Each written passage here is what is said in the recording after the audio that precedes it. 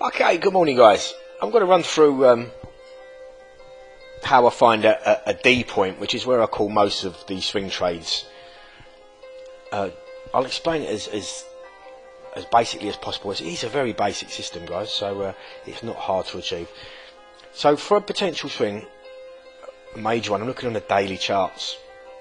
Now here we can see the USD CAD in January with an extreme reading in the RSI. Now we do have some divergence on that as well, so this is telling me this price is going to drop down at some point. Okay, so at this I'm looking for an ABCD basically to tell me she's going to swing majorly downwards. Okay, and if we have a look, we can use that as the D. So ABC to D. It's not equilateral and it's not very pretty at all, but that is a 786. So a trade off of that. We've got a 61.8 as the first target as always, then 100%. Okay, so I'm going to call the trade there. Price come down, hit the 61.8, and then spun with an engulfing bar. Now that's a sign that she's not quite ready to go yet. Okay, so target one achieved on that. Now I'm looking for another D point because that is a very bullish bar at 11,000. So out the short, target one achieved on that, no problem. And looking on the hourly, would be buying this now until I get a D spin. Now I'll just ensure that's established. That has now established as a C point. So I'll just extend my previous D to the new C, and now I'm looking for this to extend up to the next D point. Okay, and as long as this RSI stays pretty low, lower than it did in peak, sorry, lower than it peaked in January, then I'm happy. So I'm now gonna, if I delete the old leg, this is the new A to B, B to C. Now I'm looking for the D extension on this. So how I find this, I just copy the A to B leg,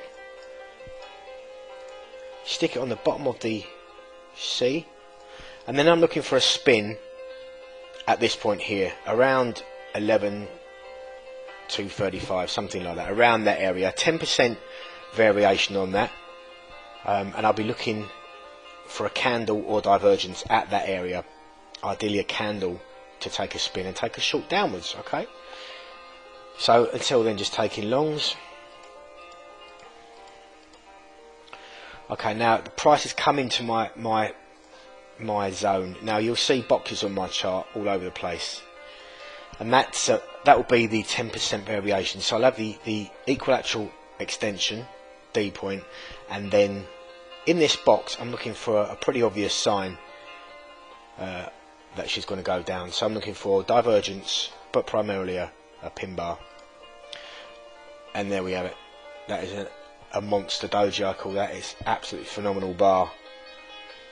11,250. It's in the box, within the box, and we also have divergence. Now I called a short on this pair this week, and done it on the 4 hour.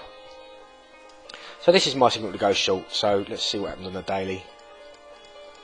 And she collapsed down. Okay, so zooming into the 4 hour, this point here is the doji day, and this is where I called the trade. Now confirming the trade, we had divergence on the 4 hour and standard call. Didn't use a minus 23.6 on this, just used a minus 13 because the reversal zone is around there, so no need to risk any more pips than necessary on this one.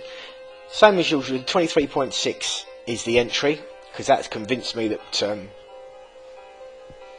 the trend is changed by that point. As usual, price come through, took us in, had a little correction, took a breath before the massive jump downwards. And as you can see from this one, she's hit target 1 no problem, smashed through target 1 and hit target 2, 100% retracement, which is about a 4 to 1. Now potentially on this one we have a D, a bullish D. So this week I'm looking out for this. Now I've come to this conclusion because, just remove that for you for a second.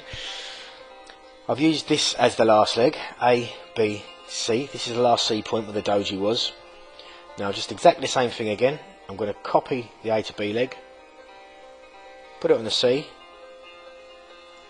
and the equilateral is down on this green line, 10966. But with a 10% variation, anywhere in this box, I'll be looking for some divergence or a pin bar, such as this one over here. This is a beautiful dragonfly doji that signal this whoop up. Okay, so although this has actually formed a harmonic, if you have a look closely enough, you can see a big M there. Yeah, but that is likely to fail, and I would like that to extend up to a C, then a D down to there, and once that does that, that will be a very, very powerful trade to go to the long side. So that's what I'm looking for on this week on this USD CAD. Okay, I wouldn't take a harmonic trade like that. She might shoot up from that point and we've missed a trade, but it's not a problem. I prefer a 0.5 extension or D extension on that to be safer. Okay, so that's just a simple explanation of the ABCD.